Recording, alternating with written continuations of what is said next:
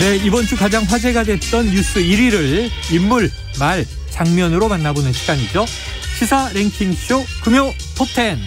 자, 성공회대 최진봉 교수님 그리고 한결의 김한 기자 나오셨습니다. 어서 오세요. 안녕하세요. 안녕하세요. 자, 8월 셋째 주 금요 톱10 본격적으로 시작해보죠.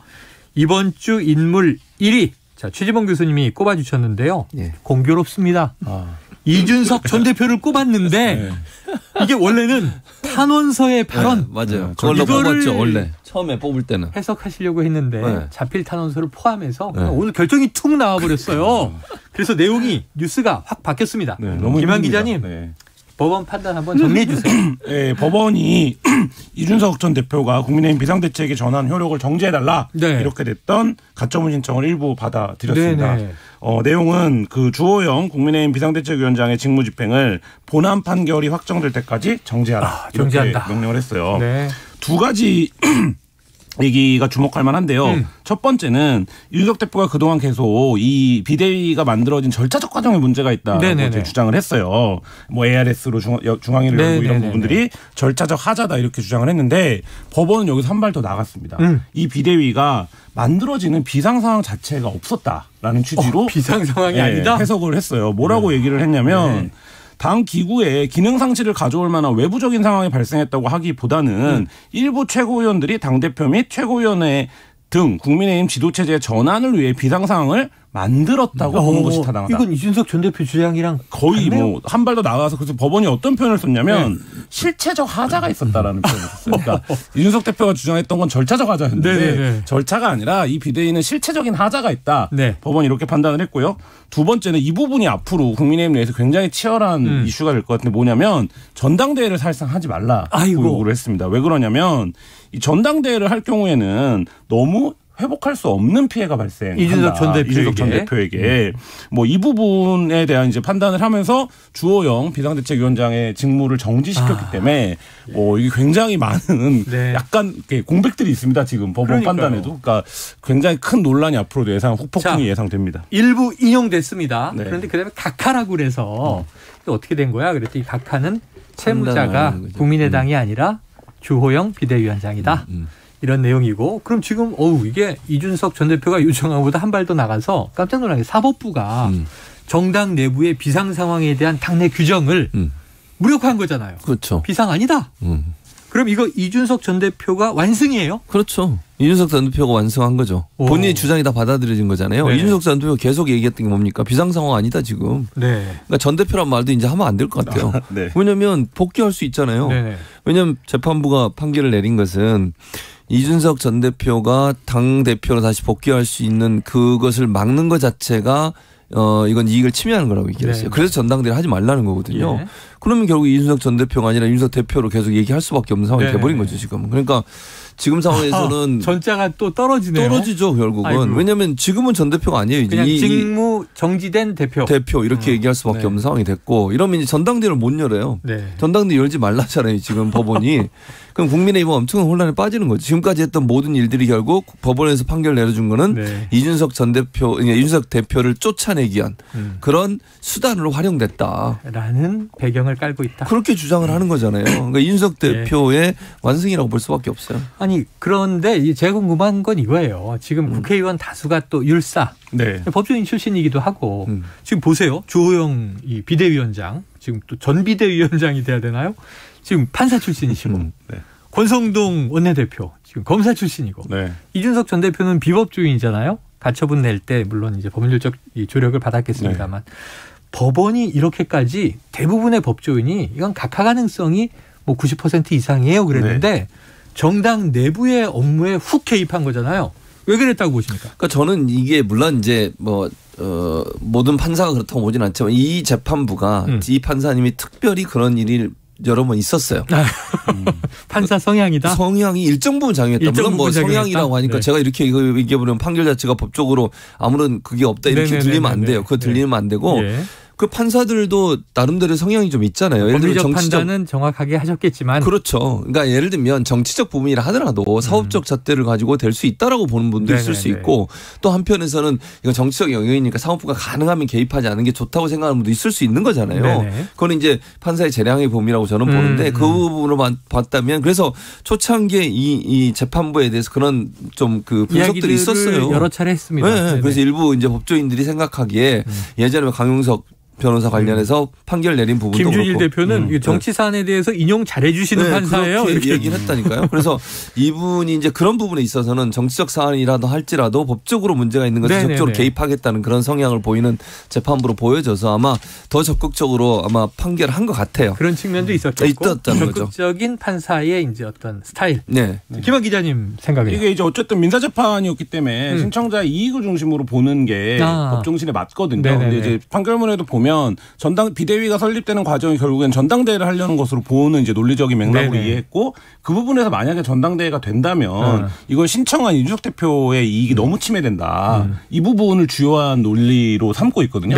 저는 사실 이 부분은 법리적으로는 맞는 해석이라고 보는데 타당한 해석이라고 보는데 문제는 지금까지 이제 이게 그래도 정당에서 있었던 일인데 그렇죠. 법원이 이거에 대해서 어디까지 판단을 그러면 정당에서 하는 모든 정무적인 정치적인 판단을 다 법원에 맡길 수는 없는 거니까 사실 이제 그 부분에서 어떤 정당의 자율성을 존중해주지 않겠냐고 했는데 그 부분에서 이준석 대표가 계속 뭐라 그랬냐면 이게 정당 민주주의의 근간을 훼손한 거다라고 하니까 이게 말하자면 정당 내 의사결정 문제가 아니라 정당 정치를 기본으로 두고 있는 민주주의 제도 이런 문제와 이제 거시적으로 연결이 되면서 사실 이준석 대표가 많은 사람들이 좀 어렵지 않겠어 뭐 이런 예상도 있었지만 내용적으로 완승을 거둔 것 같습니다. 그러니까 이번에 판결을 보면 이 판단을 보면 이게 헌법도 언급이 된 것 같아요. 그러니까 정당의 설립은 자유다. 그렇죠. 정당의 운영은 민주적 절차 원칙을 따라야 한다.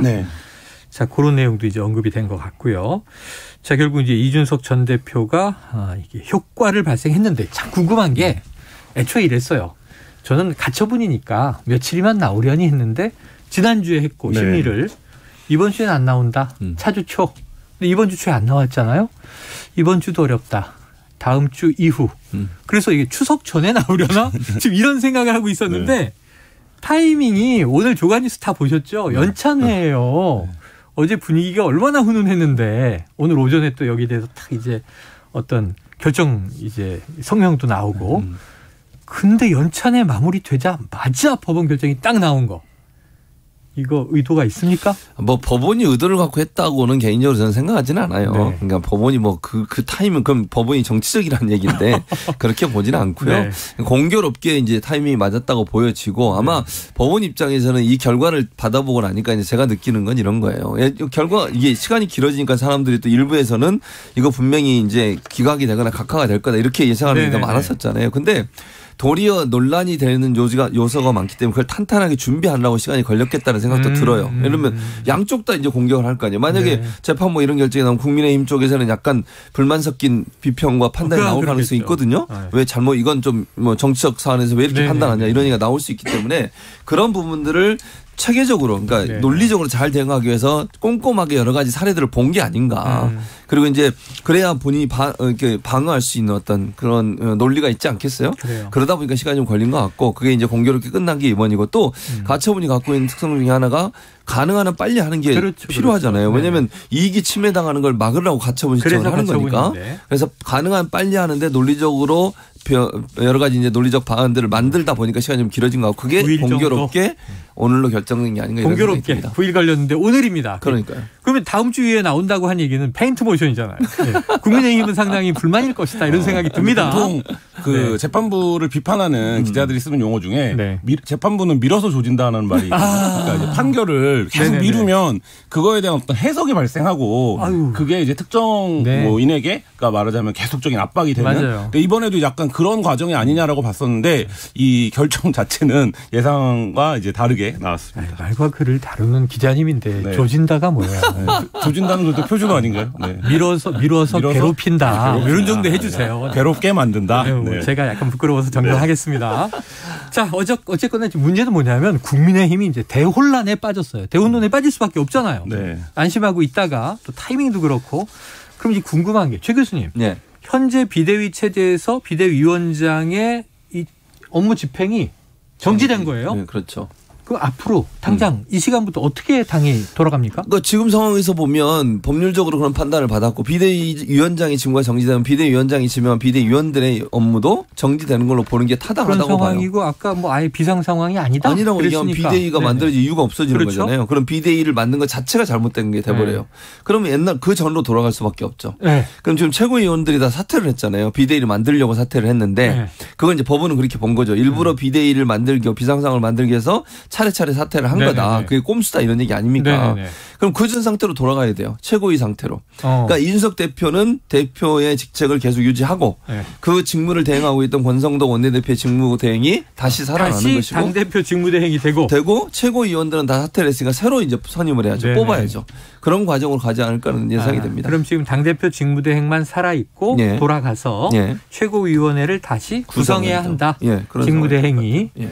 야, 권성동 원내대표 직도 내려놓으시고 그랬는데 네, 그 부분은 이게 돌고 돌아 또 권성동 초유일이기 직무대행. 때문에 상당한 해석 투쟁이 해석 투쟁. 벌어지라고 네. 봅니다. 왜냐하면 지금 법원의 판단은 이 비상 상황을 누군가에 의해서 만들어졌다라고 봤거든요. 예. 그럼 그 누군가에서 만드는 사람이 사실 정치적인 책임을 지는 게 맞아요. 책임론이 나오겠죠. 네, 그게 나오죠. 정치적 문법인데 지금 이제 상황은 다시 그 사람들에 의해서 최고위원회가 만들어져야 되는 상황으로 되돌아왔기 때문에 네. 사실 이제 그 부분에서는 지금까지 국민의힘 내부에서도 이른바 이준석계로 분류되는 인사들도 뭔가 이게 상황이 기울었다 이제라고 해서 발언을 자제해 왔는데 네. 법원이 이 당의 상황 자체를 이렇게 판단을 해버리면 굉장한 이제 그 반발 후폭풍이 예상이 네. 됩니다. 그러니까 아무 일도 없었다는 듯이 돌고 돌아 그냥 권성동 원내대표가 직무대행 하시오가 아니라 네. 이게 뭡니까 이렇게 되는 거죠 이제. 아니 당장 이 결과 나오자마자 하태경 의원이 네. 당장 발언했어요. 네. 누군가 책임져야 지도부 책임져라. 그렇게까지 강하게 지금 발언을 하고 있습니다. 어제 연찬회가 저는 너무 아쉽네요. 저는 역설적으로 오늘부터 비상 상황이 올 수 있다. 아니 그래서 저도 네. 그 생각을 했는데 네. 이거는 법원의 이제 이 판단으로 네. 비상 상황이 터졌네. 그럼 이제 비대위를 그렇죠. 꾸려야 이제, 되겠네. 네, 비대위죠. 그러면은 그 다음에 또 가처분을 역으로 내면 비상 상황 맞다 이렇게 할까요? 참 이게 복잡합니다. 자 그러면 지금 이렇게 된 거예요. 김기현 의원, 안철수 의원 네. 차기 당권 준비하는 것으로 알려지면서 조기 전대해야 된다. 왜 내년 2월까지 1월 1, 2월까지 가느냐. 그렇죠. 빨리 하자 그랬는데 못 한다는 거잖아요. 그렇죠. 이준석 대표의 당원권 정지 징계가 풀릴 때까지 그럼 내년 원래는 6월로 예정돼 있었고 빨리 해도 뭐 2월, 3월 이렇게 된다면 이준석 대표도 또 출마할 수 있는 거고. 출마할 수 있는 거죠. 야. 근데 이제 근데 돼요? 저는 한 가지 네. 그게 있어요. 우리는 지금 여기서 나오지 않고 있지만 네. 이준석 대표가 수사를 받고 있잖아. 네네네. 그 수사 결과가 언제 나오냐가 중요해요. 불리하게 나온다든가. 그 만약에 기소가 되면 어디야 국민의힘 당원에도 기소되면 당원과 정지되게 돼 있어요. 또. 네네네. 그러니까 이게 그것도 또 하나의 변수예요. 예. 얼마나 빨리 수사가 진행되고 만약에 경찰이 검찰에 기소 의견으로 보내서 검찰이 기소까지 하는 경우는 또 당무가 정지가 돼요. 자, 김한 기자님. 네. 법원은 이랬고 네. 경찰은 어떨 것 같습니까? 반부패 공공범죄 수사대에서 지금 수사를 하고 있습니다. 서울경찰청. 저는 그냥 개인적인 의견입니다. 아무런 별다른 근거 없이. 사적인 의견으로. 네, 상당한 속도를 낼 수밖에 없게 됐다. 경찰이 급해졌다? 네, 라고 이제 생각이 들고요. 네. 시나리오는 여러 가지가 있을 수 있습니다. 네네. 예를 들면 지금 법원이 판단한 비대위가 의결되는 과정까지 해서 외부적인 압력이 없었기 때문에 비상상황이 아니다라고 본 네네네. 거잖아요. 그러면 그렇지 않으면 비상상황 이 될 수 있는 거거든요. 네네. 그러면 예를 들어 지금 비대위를 꾸린 것과 다른 절차를 밟아서 뭐 비대위를 만드는 방법도 정치적으로 이제 가능은 한 네. 시나리오고 그렇게 되면 뭐 전당대회도 뭐 1월, 2월 원하는 시기에 원하는 사람들이 할 수 있는 가능성도 있고 근데 이제 그렇게 하기에는 법원의 결정이 부담스럽다라고 하면 지도부가 이제 말씀하신 대로 지도부가 책임을 지고 뭐 이런 게 보통 정치적 수순인데 그렇게 되면 지금 이제 이른바 이 비상상황을 만들었다고 법원이 지목한 이른바 윤핵관 그룹이 기대를 걸 수 있는 건 이제 경찰의 수사 속도밖에 사실 없는 상황이지 지금 않은가 딱 싶습니다. 생각을 해보면요. 국민의힘 지도부 그리고 이준석 대표 다시 전 대표가 아니라 대표로 돌아온 그쪽 또 그룹에서 지금 굉장히 또 치열한 전략들을 짜고 있을 것 같아요. 그럼요. 이 상황을. 그럼 앞으로 이준석 대표가 방송 나와서 계속 이제 그동안 잘못된 걸 계속 공격을 하지 않겠어요? 네. 국민의힘에 대해서 자기를 몰아내려고 법원까지 인정해줬으니 얼마나 더 신이 나서 얘기를 하겠어요. 아니 저는 오늘 그 연찬회 이후에 대통령의 메시지는 참 좋아졌다. 왜냐하면 전 정권 탓하지 마라, 핑계대지 마라, 국제 정세 핑계대지 마라. 다 이제 우리 정부와 당의 몫이다. 그러니까 오직 국민과 민생만 보고 가면 문제가 해결된다. 이거 오랜만에 멋있는 워딩이 나오면서 이해 잘 가나 그랬는데 이게 대폭탄이 지금 투척된 바람에 자 윤석열 대통령 지지율이 그동안 하락세였다가 멈췄다. 네, 뭐 다시 상태죠. 예. 오를 것이냐. 네. 근데 오늘 또 이제 이 지지율은 조금 그러는데 네. 앞으로 대통령 국정 지지율에 이거 악영향 줄까요? 저는 굉장한 영향이 있을 수 있다고 봅니다. 왜 그러냐면 이게 이제 국민의힘 내부에 유입됐던 이른바 이준석의 세력은 적지만 여의도에서 근데 실제로 기층 당원들 사이에서는 이준석 그 대표로 재변되는 정치에 대한 지지 성향이 윤석열 후보에 대한 투표로 이어지는 부분이 분명히 있거든요. 네. 그럼 이제 그 부분에서 이준석이 뭘 잘못해갖고 우리가 이렇게 된 게 아니라 법원도 이준석 대표의 정당성에 손을 들어줬다라고 한다면 이제 그 부분에서의 분열. 근데 거기는 지금 이제 윤석열 대통령의 지지로 모여 있는 그룹이기 때문에 그 그룹에서의 분열 양상은 더 심화될 수 있기 때문에 영향은 저는 있을 수 있다고 보고 또 한 가지는 이제 바야흐로 이준석의 시간이지 않겠습니까? 본인이 어쨌든 법원에 의해서 이 과정이 잘못됐다는 걸 인정받았기 때문에 그러면 결국엔 그 정책 책임을 물어라고 하는 걸 오늘 이제 하태경 의원이 얘기했지만 당장 이제 이준석 대표도 그 얘기를 하기 시작할 텐데 네네. 그러면 결국엔 앞서 말씀드렸듯이 정치는 뭐 전혀 새로운 초식이 있는 것 같지만 네. 늘 어느 정도는 정해진 문법대로 회로대로 진행할 수밖에 없는 측면이 있기 때문에 사실 이제 책임을 물으면 책임을 져야 되는데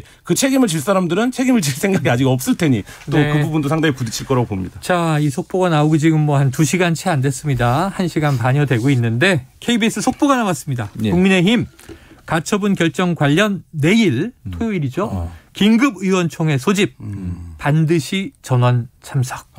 내일 이제 아마 또 대혼돈의 이제 토론이 벌어지겠네요. 토요일은 하루 기자들이 쉬는 날인데 네. 토요일 날 의원총회라는군요. 아니 지금 저 야당 출입 기자는 모레 전당대회라 다 민주당은 또 취재하더라고요. 너무 극한 직업입니다. 그 여당 원내대표한테 술권해가지고 무리를 일으키고 왜 그랬어요? 그거는 뭐 근데 유출한 사람이 또 국민의힘 전 국민의힘 대변인이기 때문에 네. 전 이제 서울시당 네. 부대변인. 그리고 이제 연찬회장에서 울주운전 때문에 이제 대통령도 술을 못 마셨지만 술 마신 마음으로 즐겁게 하겠다라고 얘기까지 하셨는데 그날 저녁에 원내대표가 이렇게 하시면 안 되죠. 자, 권성동 원내대표 음주 여부는 아직 확인되지 않았습니다. 뭐 추정, 사진에 술병이 있었다. 노래는 불렀죠. 네. 그런데 지금 가처분으로 뭐 다 의미가 지금 내일 긴급 의총. 자, 다음 이슈로 넘어가 보죠. 8월 셋째 주 금요 톱10 이번엔 말 분야 1위 김한 기자님이 골라주셨는데요. 또 멋있는 거 아니에요? 네. 성공의 역설.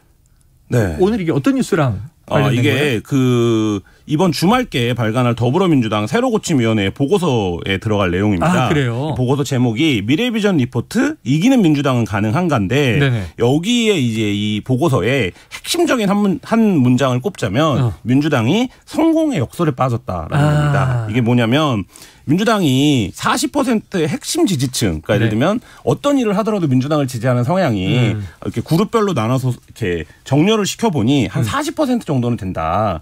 근데 여기에 빠져서 안주하다가 확장성을 잃어서 51%를 달성해야 이기는 현재의 선거, 현실적인 선거 구도에서 대선과 지방선거에 모두 패배했다. 이게 바로 성공의 역할. 그 전에는 핵심 지지층을 40%까지 보지 않았었거든요. 민주당이 한 25% 정도로 봤었는데 거기서 15%가 엄청 확장된 것 같지만 그래서 어떤 선거들이 이겨왔지만 결정적으로 거기에 안주하다가 지방선거와 대선을 모두 내줬다. 이게 이제 이 보고서의 핵심 내용입니다. 그러니까 민주당이 뭐 사실은 큰 선거를 다 압승해 왔죠. 집권 여당 상황에서. 그리고 문재인 대통령 지지율도 레임덕이 없는 어쩌면 최초의 대통령. 40%대 지지율. 어찌 보면 지금 취임 100일 윤석열 대통령보다 퇴임한 대통령의 마지막 지지율이 더 높아요. 그렇죠. 역설인데 이 성공에 안주하다가 사실은 대선과 지방선거를 대패했다. 이런 이제 일종의 이제 백서를 내잖아요, 보통. 네, 그런 형식인데 더불어민주당 새로고침위원회의 보고서 미래비전 리포트 이기는 민주당은 가능한가? 왜 이걸 의문문으로 했을까요? 이기는 민주당은 가능하다 이렇게 느낌표를 찍어야지. 아니 그러니까 지금 상황을 보면 암울하다. 그렇죠. 네. 그런데 이제 가능한가란 말은 미래에 대해서 예. 방점이 있다고 봐요. 성공의 역설 이제 김한 기자님이 설명해 주셨으니까 최 교수님, 예. 그럼 이 보고서 내용에 동의하십니까? 뭐 일정 부분 동의해요. 뭐 100%는 아니지만. 그러니까 네. 제가 동의하는 부분은 확장성을 늘려야 되는 부분은 분명히 있어요. 그러니까 이게 뭐냐면 오랫동안 민주당 내에 있었던 여러 가지 뭐랄까요. 정체성에 대한 논란들 이런 부분들이 있는데 이제 저는 이렇게 생각합니다. 이념적 부분과 실용적 부분들이 잘 조화를 이루어야 된다고 생각해요. 네. 왜냐하면 이념적이라고 하는 부분은 뭐냐면 기존에 이제 민주당이 갖고 있었던 그 진보적 성향이 이념에 너무 틀에 갇히게 되면 새롭게 변하는 변화를 잘 받아들일 수가 없게 돼요. 예를 들면 이제 지난 정부에서 가장 큰 아픈 부분이 부동산 정책이잖아요. 네네. 부동산 정책은 사실 시장 상황을 제대로 받아내지 못한 부분에 대한 불평과 불만이 쌓이다 보니까 결국 민주당에 대한 실망으로 온 거거든요. 그 말은 결국 그러니까 이념적으로 어떤 방향성을 가지고 가는 거 그걸 나쁘다고 볼 수는 없지만 그건 언제든지 실용성에 의해서 영향을 받아야 된다고 봐요.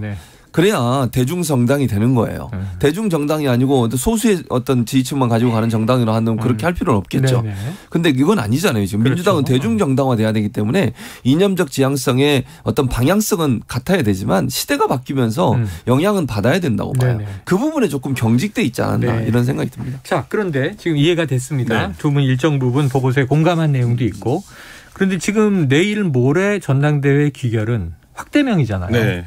근데 이재명 만약에 이제 가정해서 당대표가 이제 등장하게 된다면 주로 강성 지지층 중심으로 결속해 있다. 친명계가. 네. 그러면은 이 보고서 내용하고는 조금 외연, 중도 확장하고는 다르게 가는 거 아니냐. 이 주장은 주로 박용진 후보가 하고 있잖아요. 네. 그런 부분하고 더불어서 지금 오늘 또 당원 80조 개정 방탄이다 아니다 논란도 많았던 거를 부결된 걸 또 올리고 네.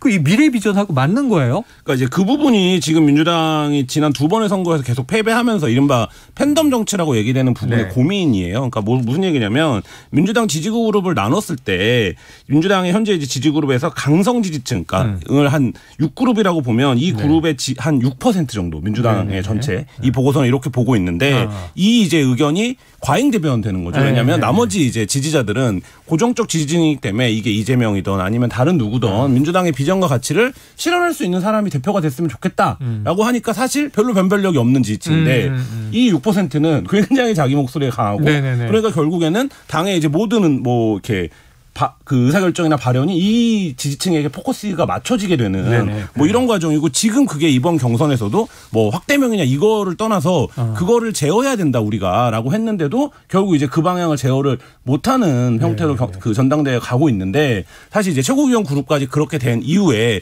그러면 결국엔 이게 이제 어떻게 될 거냐. 그러니까 당원 80조 논란도 절차적으로 그게 문제가 있냐 아니냐 이거는 당내에서 의사결정하면 되는 부분이라고 봅니다. 그렇죠. 근데 이거가 외부에 프레임화되는 과정에서 놓고 보면 이거 봐 이거 사당하잖아.